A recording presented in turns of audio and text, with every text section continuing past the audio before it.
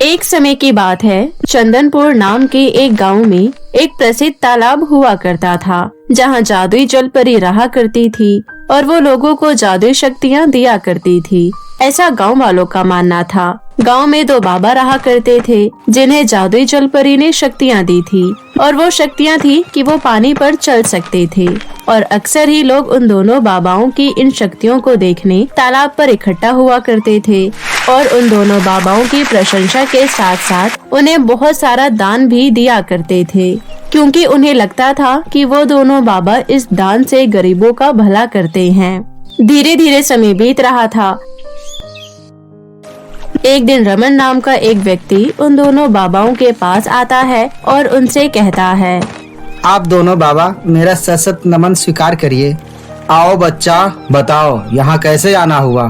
बाबा, मैंने आपकी अद्भुत शक्तियाँ देखी है और आपकी उन शक्तियों से मैं बहुत ही ज्यादा प्रभावित हुआ हूँ। मैंने सुना है कि आपको वो शक्तियाँ तालाब की जादुई जलपरी ने दी है। कृपा करके मुझे भी उस जादुई जलपरी से मिलवा दीजिए ना, मुझे भी वैसे ही शक्तियाँ चाहिए। ऐसा संभव नहीं है, जलपरी सबको शक्तियाँ नहीं देती। शक्तियाँ पाने के लिए बहुत तपस्या करनी पड़ती है। हाँ, जलपरी हर किसी को शक्तियाँ नहीं बांटती। उनकी शक्तियाँ पाने के लिए बहुत मेहनत करनी पड़ती है, जो कि तुमसे नहीं हो पाएगा। अब जाओ यहाँ से, हमारा ध्यान का समय हो रहा है। बेचारा रमन उदास होकर वहाँ से चला जाता है। फिर कुछ दिन में वो दोनों बाबा तालाब पर अपनी अद्भुत शक्ति दिखाने के लिए आते हैं। तालाब के किनारे पूरा गांव जमा हो जाता है और वो दोनों बाबा अपना पैर तालाब के पानी में रखते हैं और पानी पर चलने लगते हैं। इस अद्भुत दृश्य को देखकर हर गांव वाला ताली बजाए बिना रुकता नहीं है और दोनों बाबाओं की खूब प्रशंसा करता है तथा वहां रखी दान पेटी में भर भर कर दान करने लगता है। और फिर वो दोनों बाबा तालाब से बाहर आकर गांव वालों से कहते हैं, गांव वालों, आपने हमारी अद्भुत शक्तियाँ देखी और यह दृश्य बहुत ही दुर्लभ है, इसलिए आप कृपया करके दिल खोलकर दान कीजिए। यह दान आगे जाकर गरीबों में काम आएगा। इसके बाद गांव वाले दिल खोलकर दान करते हैं। फिर वो दोनों बाबा दान पेटी लेकर वापस अपनी झोपड़ी में आ जाते हैं और दान पेटी में से पैसे निकालकर गिनने लगते हैं। क्या बात है, इस बार तो लोगों ने भर भर के दान किया है। हाँ, वो तो होगा ही ना, क्योंकि ऐसे दृश्य गांव वालों को रोज देखने को थोड़ी मिलते हैं। ऐसा कहकर वो दोनों पैसे गिनने लगते हैं कि तभी उनकी झोपड़ी के दरवाजे पर खटखटाहट होती है। अरे, इस समय कौन आ गया? तुम ये पैसे समेटो, मैं देखता हूँ। हाँ, लेकिन किसी को अंदर आने मत देना, ठीक है? फिर उनमें से एक दरवाजा खोलता है तो देखता है कि रमन फिर से वहीं खड़ा था। अरे, तुम फिर से यहाँ आ गए? हमने तुम्हें मना किया था ना कि तुम जलपरी से नहीं मिल सकते, फिर तुम यहाँ क्यों आए हो? आप अंदर चलिए, मैं आपको सब बताता हूँ। नहीं, तुम अंदर नहीं आ सकते। रमन उनकी सुनता नहीं है और सीधे अंदर चला जाता है। तब तक दूसरा बाबा सारे पैसे छुपा चुका था। क्या हुआ, तुम फिर से यहाँ कैसे? देखिए बाबा, आप मेरी बात मानिए। आप मुझे एक बार जलपरी से मिलवा दीजिए। मैं जलपरी से मिलने के लिए कुछ भी करने को तैयार हूँ। वो दोनों बाबा आपस में कुछ देर बात करते हैं और फिर उनमें से एक कहता है, देखो, वैसे तो जलपरी से मिलना बहुत ही मुश्किल है, लेकिन तुम्हारा इतना उत्साह देखकर मैं तुम्हें उसका उपाय बता सकता हूँ। लेकिन उससे पहले तुम्हें कुछ सामान लाना होगा। सामान की सूची मैंने बना दी है, ये लो। ठीक है, मैं जल्दी से लेकर आता हूँ। रास्ते में रमन सूची पढ़ते हुए जाता है। 20 किलो चावल, 20 किलो गेहूँ, 4 बनारसी साड़ी, सोने के कान के झुमके। ये तो बहुत सारा सामान है और बहुत महंगा भी, पर कोई नहीं, जलपरी से मिलने के लिए ये कुछ भी नहीं है। इसके बाद रमन जल्दी से ये सारा सामान ले आता है और उस बाबा को दे देता है, जिसके बाद वो बाबा कहता है, ठीक है, अब ये एक और सूची है, ये सब सामान भी ले आओ। पर अभी तो मैंने इतना सारा सामान लेकर आया। अब ये जो तुम सामान लेकर आए हो वो तो जलपरी को अर्पित होगा, और जो मैंने तुम्हें ये सूची दी है उसमें हवन सामग्री लिखी है, और अगर तुम सामग्री नहीं ला सकते तो हमें नगद पैसे दे दो, हम खुद ले आएंगे। रमन उन लोगों को नगद पैसे दे देता है और फिर कहता है, देखिए बाबा, मेरे पास जो भी था मैं जलपरी से मिलने के लिए सब कुछ लगा चुका हूँ। अब मेरे पास एक फूटी कौड़ी भी नहीं है। कृपया करके अब मुझे जलपरी से मिलवा दीजिए। देखो पुत्र, हमने हवन शुरू कर दिया है। अब तुम्हें 7 दिन तक इंतजार करना होगा। 7वें दिन हम जलपरी को तुमसे मिलवा देंगे। रमन अपने घर चला जाता है। 7 दिन तक वो बेचैन रहता है। और फिर 7वें दिन बाबा के पास आता है। बाबा उसे तालाब के पास ले जाते हैं और कुछ मंत्र पढ़ते हैं, जिसके बाद उनमें से एक बाबा कहता है, मुझे माफ करना रमन, पर जलपरी तुमसे खुश नहीं है और इसलिए वो तुमसे नहीं मिल सकती। ये आप क्या कह रहे हैं? मैंने जलपरी से मिलने के लिए अपना सारा पैसा दांव पर लगा दिया और आप ये कह रहे हैं कि वो मुझसे मिलना नहीं चाहती। अब ये जलपरी की इच्छा है, हम इसमें कुछ नहीं कर सकते। और जो सामान मैंने दिया था वो तो जलपरी को अर्पित हो चुका है, अब वो तुम्हें वापस नहीं मिल सकता। रमन उदास होकर अपने घर चला जाता है और इसी तरह वो दोनों बाबा मिलकर जलपरी से लोगों को मिलवाने का झांसा देकर लोगों के पैसे लूटते रहते हैं। एक दिन रमन गुस्से में उन दोनों बाबा के पास जाने का सोचता है। वो उनकी झोपड़ी में घुसने ही वाला होता है कि तभी उसे बाहर से उनकी आवाज सुनाई देती है। पहले तो सिर्फ हमें दान के पैसे मिलते थे, पर अब वो जलपरी से मिलवाने के नाम पर हम जो लोगों को ठग रहे हैं उससे तो हमें 4 गुना ज्यादा पैसे मिल रहे हैं। हाँ, तुम बिल्कुल सही कह रहे हो। वैसे भी इन लोगों को कहाँ ही पता है कि असली में कोई जलपरी है ही नहीं और न ही हमारे पास कोई शक्ति है। हाँ, अब जब चाहे जितना चाहे इन लोगों को बेवकूफ बना सकते हैं। रमन ये सारी बातें सुन लेता है और उन दोनों बाबा का पर्दाफाश करने की सोच लेता है और सही समय का इंतजार करने लगता है।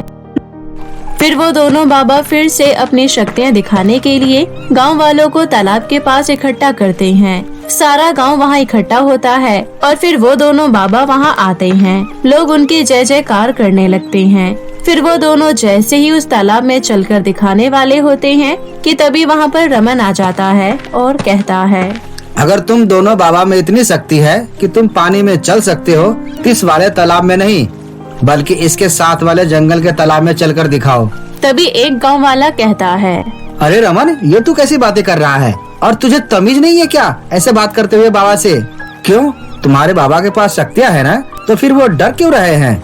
हमारे बाबा डरते नहीं है, हमारे बाबा वहाँ भी चलकर दिखा देंगे। चलिए बाबा, मैं नहीं चाहता कि कोई भी आप पर प्रश्न उठाए। इसके बाद गांव वाले जबरदस्ती उन दोनों बाबा को जंगल के पार वाले तालाब के पास ले आते हैं। फिर वो दोनों जैसे ही पानी पर पैर रखते हैं, वो पानी के अंदर डूब जाते हैं। ये नया तालाब है ना, इसलिए ऐसा हो रहा है। आप रुकिए, अब नहीं होगा। वो दोनों फिर पानी में पैर रखते हैं और फिर डूब जाते हैं। ऐसा लगातार होता है, जिसे देखकर गांव वाले गुस्से में आ जाते हैं और उन दोनों बाबा को पेड़ से बांध देते हैं और सारी सच्चाई बताने के लिए कहते हैं। फिर उनमें से एक कहता है, हमें माफ कर दीजिए, हमारे पास कोई भी शक्ति नहीं है और ना ही जलपरी नाम की कोई चीज है। हम तो लोगों को बेवकूफ बनाकर पैसे कमाते हैं और जो दान हमें मिलता है वो हम किसी गरीब पर नहीं बल्कि खुद पर ही खर्च करते हैं। हाँ, इसी तरह ये लोग गांव वालों को लूटते हैं। और जो ये तालाब पर चलते थे वो भी झूठ था। उस तालाब में बड़े बड़े पत्थर लगे हैं और वो कहाँ लगे हैं इन दोनों को पता था और ये दोनों उन्हीं पत्थरों पर चला करते थे और हमें लगता था ये पानी पर चल रहे हैं। हमें माफ कर दीजिए, हमसे बहुत बड़ी गलती हो गई। गांव वाले उन दोनों बाबाओं को खूब मारते हैं और उनकी अच्छे से खातिरदारी करते हैं तथा गांव वालों से लूटे हुए सारे पैसे और सामान बरामद करते हैं। जिसके बाद वहां पुलिस आती है और उन दोनों को वहां से हमेशा हमेशा के लिए ले जाती है। तो मेरे प्यारे दोस्तों, इस कहानी से आपको क्या सीख मिली हमें कमेंट करके जरूर बताएं और इसे अपने दोस्तों के साथ भी शेयर करें। और अगर आपने अब तक हमारे चैनल को सब्सक्राइब नहीं किया है तो जल्दी से सब्सक्राइब कर लें। तो मिलते हैं आपसे फिर किसी नई कहानी के साथ। तब तक के लिए आप अपना ध्यान रखें। धन्यवाद। ये कहानी कई हजार साल पुरानी है। परी लोग और नाग लोग दोनों आपस में ही मिले हुए थे, मगर दोनों में दोस्ती नहीं दुश्मनी थी। जब भी दोनों का आमना सामना होता तो मानो जैसे बड़ा युद्ध होने वाला है। इस तरह से नाग नागिन और परियां एक दूसरे के सामने आते ही लड़ाई करना शुरू कर देते थे, जिस वजह से नागिनों और परियों को भी बहुत ज्यादा नुकसान होता था। वहीं दूसरी तरफ परी लोग की एक परी कोमल परी, वो बहुत ही अच्छे दिल की थी। वो बिल्कुल भी नहीं चाहती थी कि नागिन और परियां आपस में लड़ाई करे। वो नहीं चाहती थी इनमें दुश्मनी बनी रहे। इसलिए एक दिन कोमल परी रानी परी के पास जाती है और उनसे कहती है, रानी परी, आखिर आप नागिन और परियों की लड़ाई बंद क्यों नहीं करती? ये खून खराबा कब तक चलता रहेगा? मुझे बिल्कुल अच्छा नहीं लगता जब नागिनों और परियों में लड़ाई होती है। हम एक दूसरे के पड़ोसी हैं। पड़ोसियों को तो प्यार और मोहब्बत से रहना चाहिए। रानी परी, ऐसा नहीं हो सकता कि हम ये लड़ाई झगड़ा छोड़कर दोस्ती का हाथ बढ़ाएं। कितना अच्छा होगा अगर सब जगह भाईचारा होगा। नहीं कोमल परी, ऐसा तो हमारे जीते जी हो ही नहीं सकता और आगे भी ऐसा कभी नहीं होगा। नागिन और परी की लड़ाई ऐसे ही चलती रहेगी क्योंकि ये लड़ाई सदियों से चलती आ रही है। हमारे बीच में सिर्फ लड़ाई हो सकती है, दोस्ती नहीं। और तुम भी नागिनों से दोस्ती करने का ख्याल अपने दिल से निकाल दो। 1 महीने बाद हमारे बीच बहुत बड़ा युद्ध होने जा रहा है, तुम उसकी तैयारियां करो। कोमल परी बहुत कोशिश करती है कि परी लोक और नाग लोक में दोस्ती हो जाए, लेकिन उसकी ये कोशिश कामयाब नहीं हो पाती। परी लोक में सभी परियां नाग नागिनों से लड़ने की तैयारियां करने लगती हैं और वहीं दूसरी तरफ नाग लोक में भी सभी नाग नागिन परियों से लड़ने की तैयारियां कर रहे थे। अच्छे बुरे लोग तो सारी जगह होते हैं, वैसे ही नाग लोक में भी एक इच्छाधारी नागिन प्रीति थी। वो भी नहीं चाहती थी कि लड़ाई झगड़ा हो। ये जो सबसे बड़ा युद्ध होने जा रहा था, वो भी इसे रोकने की बहुत कोशिश करती है और अपनी नाग रानी के पास जाती है।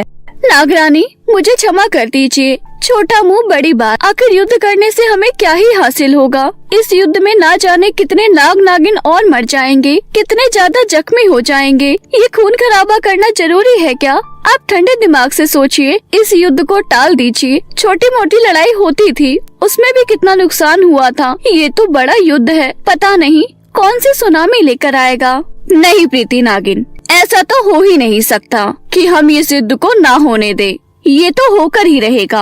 और देखना, इस बार हम परी लोग की एक भी परी को नहीं छोड़ेंगे। सबको मौत के घाट उतार देंगे, कोई जिंदा नहीं बचेगी। उसके बाद नाग लोग भी हमारा और परी लोग भी हमारा। हमारा कोई भी दुश्मन नहीं बचेगा। इस युद्ध की तैयारी करो और कुछ नहीं। नागलोक में प्रीति नागिन की ये कोशिश भी नाकाम हो जाती है। वो उदास होकर नागलोक से बाहर आ जाती है। वो बस यही सोचती रहती है कि आखिर इस लड़ाई को कैसे रोका जाए। ऐसे ही सोचते सोचते रात हो जाती है। रात हो जाने के बाद प्रीति नागिन वापस अपने घर जा रही थी। उसे नजर ही नहीं आता और वो दलदल में फंस जाती है। अरे, यहाँ कोई है जो मेरी जान बचा सकता है? यहाँ मेरी शक्तियाँ काम नहीं कर रही। ये दलदल बहुत ही ज्यादा खतरनाक है। इसके अंदर मैं फंसती जा रही हूँ। अरे कोई है? अरे कोई है जो मेरी मदद कर सके? कोई है? बचाओ मुझे। इस तरह से प्रीति नागिन जोर जोर से आवाज लगा रही थी, लेकिन उसकी आवाज कोई नहीं सुन रहा था। दूसरी तरफ कोमल परी अपने घर जा रही थी। तभी वो प्रीति नागिन को चिल्लाते हुए देख लेती है। उसे पता चल जाता है प्रीति नागिन की जान खतरे में है। अरे, इस नागिन की तो जान खतरे में है। मुझे इसकी मदद करनी चाहिए। नहीं, ये तो हमारी दुश्मन है, लेकिन इसकी जान तो खतरे में है। इस तरह से मैं इसे मुसीबत में कैसे छोड़ सकती हूँ? मुझे इसकी मदद करनी चाहिए। मगर रानी परी को पता चल गया कि मैंने नागिन की मदद की तो? लेकिन उन्हें बताएगा कौन? मेरे साथ तो कोई है भी नहीं। मुझे इस नागिन की मदद कर देनी चाहिए। ऐसा सोचकर कोमल परी प्रीति नागिन की मदद करने के लिए तैयार हो जाती है। वो एक रस्सी प्रीति नागिन की तरफ फेंक कर कहती है, ये लो नागिन, इस रस्सी को अच्छी तरह पकड़ लेना। तुम इसकी मदद से दलदल से बाहर निकल जाओगी। जैसा कोमल परी प्रीति नागिन से कहती है, प्रीति नागिन वैसा ही करती है। कुछ ही समय में प्रीति नागिन उस दलदल से बाहर निकल जाती है। उसके बाद वो कोमल परी को धन्यवाद कहती है। परी, आपका धन्यवाद। तुमने एक नागिन की जान बचाई, जबकि मैं तो तुम्हारी दुश्मन हूँ। तुम चाहती तो मुझे मरने देती। तुम बहुत अच्छी हो। मेरा दिल चाहता है परियों से दोस्ती करने का। इस लड़ाई के चलते नागिन और परियों की दोस्ती कैसे हो सकती है? हाँ नागिन, मेरा भी बहुत मन करता है नागिन से दोस्ती करने का। मुझे ये लड़ाई झगड़ा बिल्कुल पसंद नहीं है। जो युद्ध होने वाला है, मैं बिल्कुल भी नहीं चाहती कि वो युद्ध हो। अरे, तुम भी ऐसा ही चाहती हो? मैं भी ऐसा ही चाहती हूँ। क्यों ना दोस्ती की शुरुआत हम दोनों ही करें। हाय, मेरा नाम प्रीति नागिन है और तुम्हारा? मेरा नाम कोमल परी है। मैं रानी परी की सबसे खास हूँ। प्रीति नागिन, अब हम दोनों को मिलकर युद्ध को रोकना होगा, वरना तुम जानती हो नागिन और परियों में युद्ध हुआ तो बड़ा नुकसान होगा। सब कुछ तहस नहस हो जाएगा। इस तरह से प्रीति नागिन और कोमल परी में दोस्ती हो जाती है। वो धीरे धीरे योजना बनाना शुरू कर देती हैं कि किस तरह इस युद्ध को रोका जा सकता है। इसी तरह रोज कोमल परी छुपकर रात में नागिन से मिलने आती थी। यार प्रीति नागिन, मुझे नहीं लगता कि हम इस युद्ध को रोक पाएंगे। नहीं कोमल परी, ऐसा मत सोचो, हम इस लड़ाई को जरूर रोक पाएंगे। नागिन और परी में दोस्ती जरूर करा पाएंगे, लेकिन इसके लिए हमें पृथ्वी पर जाना होगा। पृथ्वी पर? मगर क्यों? हमें वहाँ जाकर ऐसा क्या मिलेगा जिससे हम इस लड़ाई को रोक सके? हाँ कोमल परी, हमें पृथ्वी पर ही जाना होगा, क्योंकि वहाँ पर दुष्ट जादूगरनी रहती है। जादूगरनी की वजह से ये लड़ाई शुरू हुई थी। ये लड़ाई खत्म होने का नाम ही नहीं ले रही। तुम मेरे साथ चलो, मैं तुम्हें सारा सच दिखाती हूँ। इस तरह से प्रीति नागिन और कोमल परी दोनों ही पृथ्वी लोक पर आ जाते हैं। उसके बाद वो दोनों गुफा के पास आकर खड़े हो जाते हैं, जहाँ पर दुष्ट जादूगरनी रहा करती थी। जादूगरनी का नाम कविता था। मेरे आईना, मुझे बेसब्री से इंतजार है उस दिन का जिस दिन नागिन और परियों में सबसे बड़ा युद्ध होगा। उस युद्ध के बाद ना तो एक भी नागिन बचेगी और ना ही एक भी परी। नागलोक की नागमणि और परीलोक की जादुई छड़ी उस दिन से मेरे हाथ में होगी। उसके बाद दोनों की शक्तियों से मैं सर्वश्रेष्ठ शक्तिशाली बन जाऊंगी। मुझसे ज्यादा ताकतवर, मुझसे ज्यादा सुंदर और कोई हो ही नहीं सकता। मेरे जादुई आईना, जरा मुझे ये तो बता, आखिर परीलोक और नागलोक में चल क्या रहा है? ये लड़ाई कब और किस दिन होने वाली है? जादूगरनी कविता, मुझे क्षमा कीजिए। मुझे ये लगता है कि ये लड़ाई नहीं हो पाएगी। तुम जादुई छड़ी हासिल नहीं कर पाओगी, क्योंकि नागलोक की एक नागिन और परीलोक की एक परी आपस में दोस्त बन चुकी हैं। वो किसी भी कीमत पर यह युद्ध नहीं होने देंगी। अब तो आप समझ सकती हैं, अगर ये लड़ाई नहीं हुई तो आप कहीं की नहीं रहेंगी। आपका ये बुढ़ापा आपकी जान ले लेगा। जैसे जैसे तुम्हारी झुर्रियाँ तुम्हारे मुंह पर आ रही हैं, वैसे वैसे तुम्हारी मौत करीब आ रही है। नहीं नहीं, ऐसा तो हो ही नहीं सकता। ये तुम क्या कह रही हो? मुझे मेरी शक्तियों से यही मालूम हुआ है। अगर मेरी बातों पर विश्वास नहीं हो रहा तो तुम मेरे अंदर आ जाओ। जादूगरनी कविता जादुई आईने के अंदर चली जाती है। उसे सब नजर आ जाता है कि किस तरह प्रीति नागिन और कोमल परी में दोस्ती हो गई है। ये देखकर जादूगरनी कविता गुस्से से चिल्लाने लगती है। तो वहीं दूसरी तरफ परीलोक में कोमल परी के ना मिलने पर रानी परी ने परियों को इकट्ठा किया। मुझे लगता है वो दुष्ट रानी नागिन समय से पहले ही युद्ध करना चाहती है, तभी तो हमारी परी को किडनैप कर लिया। 4 दिन हो गए लेकिन कोमल परी का कोई अता पता नहीं है, कहीं किसी को नजर नहीं आ रही। सुनैना परी, तुमने एक नागिन के साथ कोमल परी को देखा था ना? जी परी जी, मैंने खुद अपनी आँखों से देखा था। कोमल परी एक नागिन के साथ थी। जरूर उस नागिन ने हमारी परी को बंदी बना लिया होगा। तो मेरी प्यारी परियों, हमें समय बर्बाद नहीं करना चाहिए। नागलोक पर जाकर हमला कर देना चाहिए। आप सब तैयार हो ना? हम कोमल परी को सही सलामत बचा कर लाएंगे। नागलोक में सभी नाग नागिनों को मार देना है। अब वक्त आ गया है कि हम उनको सबक सिखाएं। ऐसा कहकर रानी परी के साथ परीलोक की सभी परियां नागलोक जाकर हमला कर देती हैं। चारों तरफ आग ही आग थी। कहीं तलवारों से वार हो रहा था, कहीं तीरों से वार हो रहा था, कहीं खतरनाक आग का इस्तेमाल किया जा रहा था। दोनों तरफ बहुत ही भयंकर लड़ाई हो रही थी। तभी नागिन रानी कहती है, रानी परी, तुम इतनी कायर हो सकती हो, इसका मुझे अंदाजा नहीं था। अभी हम सब पर हमला क्यों किया? लड़ाई होने में भी 4 दिन बाकी है। तुमने आज ही हम पर हमला कर दिया। तुम्हें ऐसा नहीं करना चाहिए था। और तुमने हमारी नागिन को कैद करके रखा है। तुम्हें लड़ाई करनी है तो करो, बस हमारी नागिन को छोड़ दो।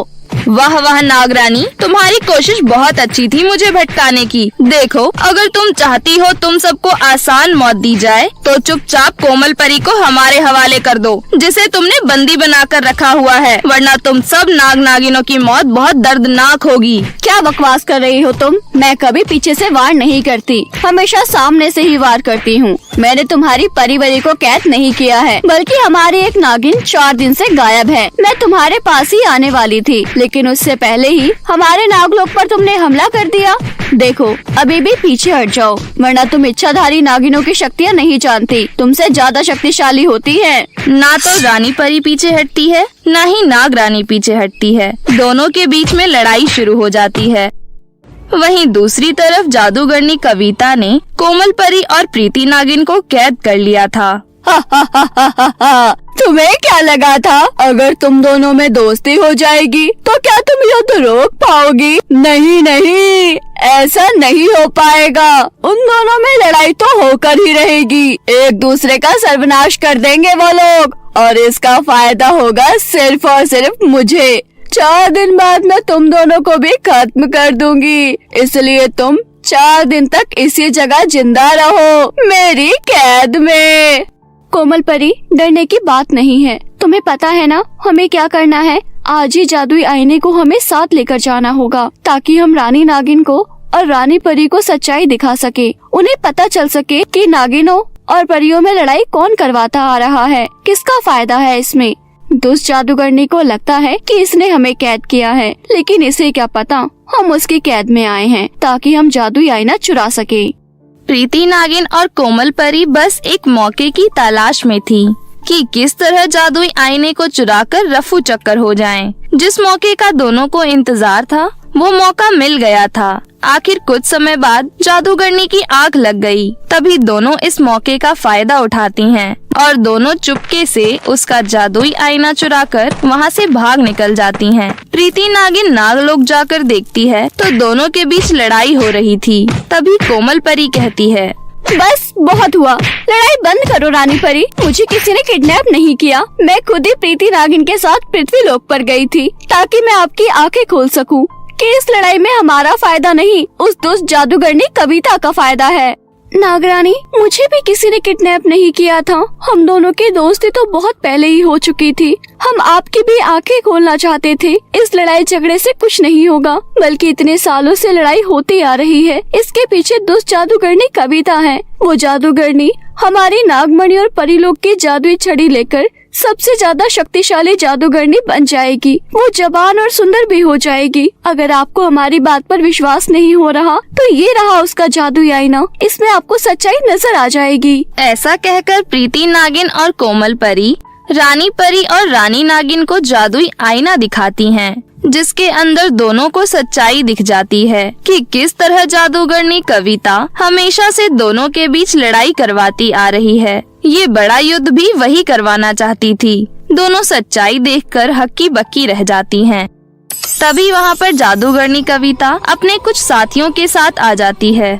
अच्छा, तो तुम्हें सच्चाई पता चल गई? प्रीति नागिन और कोमल नागिन, तुमने बिल्कुल भी अच्छा नहीं किया, लेकिन कोई बात नहीं। ये जो मेरा शैतान है, इनसे तुम्हें कौन बचा पाएगा? मैं अपनी शक्तियों को नष्ट नहीं करना चाहती थी, लेकिन नागलोक की नाग नागिनों और परीलोक की सभी परियों को खत्म करने के लिए मुझे अपनी शक्ति का इस्तेमाल करना ही होगा। मेरे शैतानों, कर दो हमला। जादूगरनी कविता के शैतान नागिनों के ऊपर और परियों के ऊपर हमला करना शुरू कर देते हैं, लेकिन इस बार नागिन और परियां अलग अलग नहीं, एक साथ हमला करती हैं। कुछ समय बाद जादूगरनी कविता के शैतान को मारकर ढेर कर देती हैं। उसके बाद जादूगरनी कविता को भी वो जादुई रस्सी से बांधकर एक आग के गोले में कैद कर देती हैं और उससे कहती हैं, तेरी चाल तो बहुत अच्छी थी, लेकिन अफसोस तू अपने मकसद में कामयाब नहीं हो पाई। लेकिन प्रीति नागिन और कोमल परी की नेक इरादे, इनकी दोस्ती, इनकी अच्छाई की वजह से तू हमारा कुछ भी नहीं बिगाड़ पाई और हमारा ज्यादा नुकसान भी नहीं हुआ। अब मरने के लिए तैयार हो जा। हाँ दुष्ट जादूगरनी, मरने के लिए तैयार हो जा। ऐसा कहकर नाग रानी और रानी परी अपनी अपनी शक्तियों का इस्तेमाल करके उस दुष्ट जादूगरनी कविता का हमेशा के लिए सर्वनाश कर देती है। उसके बाद एक दूसरे से माफी मांगती हैं और इस तरह प्रीति नागिन और कोमल परी की वजह से नागिन और परी में एक बड़ा युद्ध होने से बच जाता है और किसी की जान भी नहीं जाती। सब एक साथ हंसी खुशी रहने लगते हैं। उसके बाद से वह लोग सारे त्योहार और खुशियाँ एक साथ मनाने लगते हैं। ये माहौल देखकर प्रीति नागिन और कोमल परी को बहुत खुशी होती है कि वो जो चाहती थी वो हो गया।